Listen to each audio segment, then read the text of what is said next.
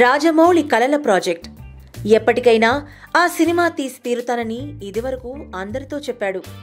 ఆ సినిమా చేయాలంటే మానసికంగా రెడీ అవ్వాలంటున్నాడు.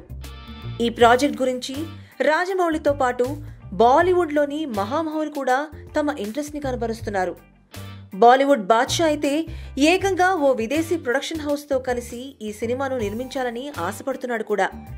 ఇంకొక ఇంట్రెస్టింగ్ న్యూస్ ఏంటంటే, బాలీవుడ్ మిస్టర్ పర్ఫెక్షనిస్ట్ ఆమిర్ ఖాన్ కృష్ణుడి పాత్ర చేయాలనుందని కూడా ప్రకటించాడట. అందుకు రాజమౌళి ఇటీవలే అతన్ని కలిసి ఈ సినిమా గురించి చర్చించాడు కూడా. ఈ విషయాన్ని స్వయంగా రాజమౌళే ధృవీకరించాడు.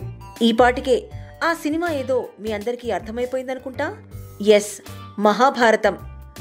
మహాభారతం కోసం రాజమౌళి గతంలోనే ఆమిర్, అమితాబ్ బచ్చన్లను కలిసినట్లు వార్తలొచ్చాయి అన్న విషయాన్ని పక్కన పెడితే, బాహుబలిని చూసిన వారంతా రాజమౌళి స్కూల్లో అడ్మిషన్ కొరకు ట్రై చేస్తున్నారు. జక్కన్న మాత్రం అందుకు సమయం పడుతుందంటున్నాడు. మహాభారతం లాంటి కథను సినిమాగా తీయాలంటే మానసికంగా సిద్ధం కావాలని, అయితే ఎప్పటికైనా ఆ పురాణ గాథను సినిమాగా మలచడం మాత్రం గ్యారంటీ అని తెలిపాడు. బాహుబలితో సంపాదించిన అనుభవంతో మహాభారతం తీసేస్తాడేమో అనుకుంటుంటే, అలాంటిదేం లేదు, నేనింకా అనుభవం సాధించాలంటున్నాడేంటి అని ఎందరో ఆశ్చర్యపోతున్నారు కూడా. మహాభారతం పేరుతో మరో విజువల్ వండర్ని త్వరలో చూపిస్తే బాగుండు అని అనుకుంటున్నారు సినిమా అభిమానులు.